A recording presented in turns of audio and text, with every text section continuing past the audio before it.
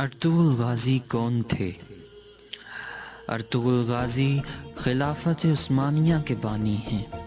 آپ کی پیدائش 1191 عیسوی میں ہوئی اور وفات 1280 عیسوی میں۔ کچھ کتابوں کے مطابق 1281 عیسوی ہے۔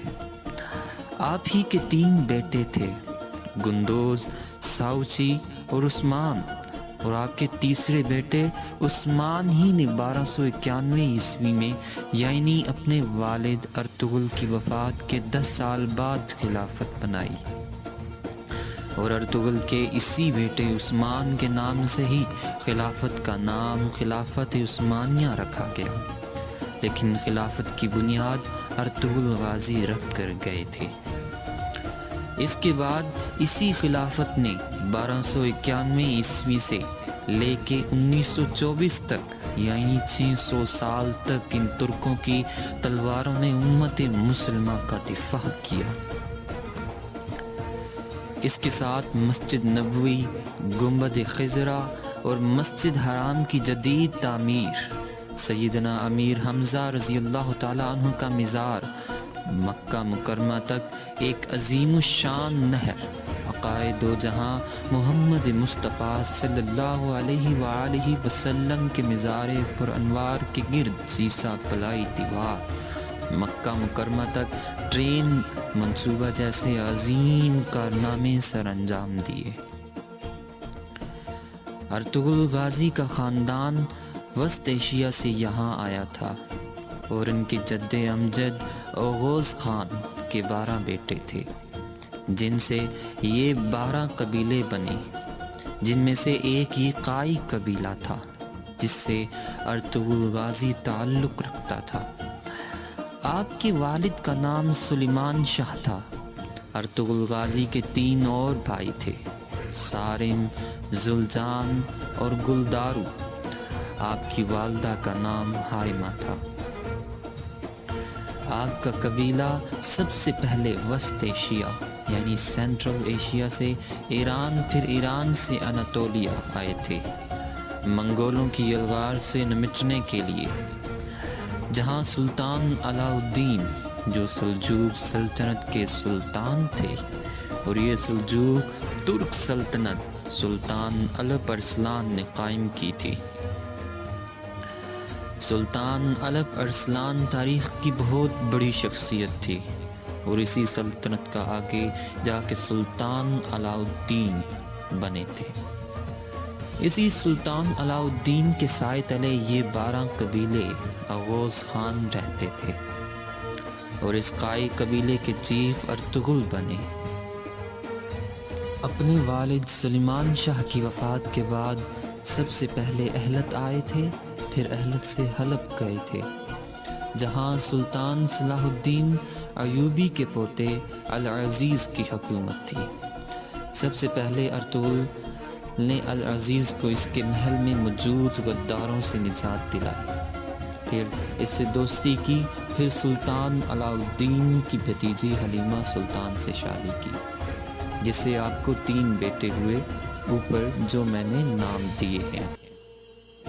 ایوبیوں اور سلجوکیوں کی دوستی کروائی، صلیبیوں کے ایک مضبوط قلعے کو فتح کیا جو حلب کے قریب تھا۔ اس کے بعد ارطغرل سلطان علاء الدین کے بہت قریب ہو گیا۔ اس کے بعد منگولوں کی یلغار قریب ہوئی تو ارطغرل غازی نے منگول کے ایک اہم لیڈر نویان کو شکست دی۔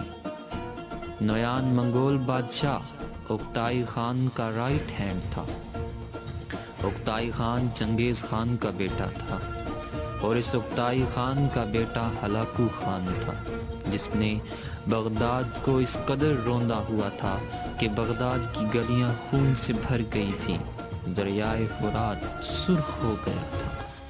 اسی نویان کو شکست ارطغرل نے دی تھی، اور پھر ارطغرل غازی اپنے قبیلے کو لے کے سوغت آئے تھے، بالکل قسطنطنیہ کے قریب، اور پہلے وہاں بازنطین کے ایک اہم قلعے کو فتح کیا، اور یہیں تمام ترک قبیلوں کو اکٹھا کیا، اور سلطان علاء الدین کے بعد آپ کے بیٹے غیاث الدین سلطان بن گئے۔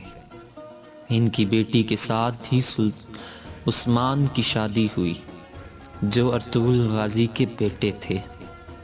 ایک جنگ میں سلطان غیاث الدین شہید ہو گئے تو عثمان غازی سلطان بن گئے، اور ان کی نسل سے جا کے سلطان محمد فاتح تھے جس نے 1453 میں جا کے قسطنطنیہ فتح کیا تھا، اور اسی پہ حضور صلی اللہ علیہ وآلہ وسلم کی غیبی خبر پوری ہوئی۔ تاریخ میں ارطغرل غازی جیسے جنگجو بہت کم ملتے ہیں، لیکن ہماری نسل ان کو جانتی نہیں۔ بہت بہادر جنگجو تھے آپ۔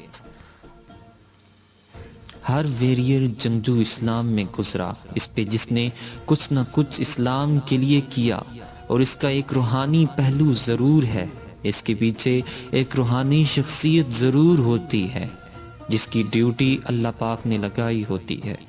تاریخ اٹھا لیں، بھلے اسلام کے آغاز سے لے کے اب تک، آج بھی اگر کوئی اسلام کے لیے کوئی ڈیوٹی کر رہا ہے تو اس کا روحانی پہلو بھی ضرور ہوگا۔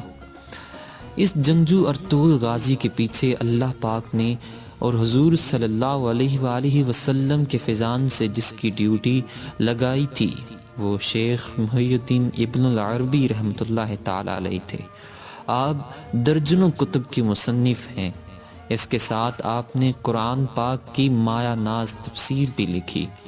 علم کی دنیا کے بادشاہ جانے جاتے تھے، اور تصوف میں بھی آپ کا کوئی ثانی نہیں تھا جو اندلس سے ارطغرل غازی کی روحانی مدد کو پہنچے۔ امام ابن العربی نے ارطغرل غازی کو 2 مرتبہ موت کے منہ سے نکالا، اور ہر وقت ارطغرل کی روحانی مدد کرتے رہتے تھے۔ حضور اکرم صلی اللہ علیہ وآلہ وسلم کی خوبصورت حدیث شریف ہے جس کا ترجمہ یوں ہے: مومن کی فراست سے ڈرو کہ وہ اللہ کے نور سے دیکھتا ہے۔ اللہ پاک ارطغرل غازی کا رتبہ بلند فرمائے اور ہزاروں رحمتیں ہوں ان کی قبر پر، آمین بجا نبی الکریم الامین۔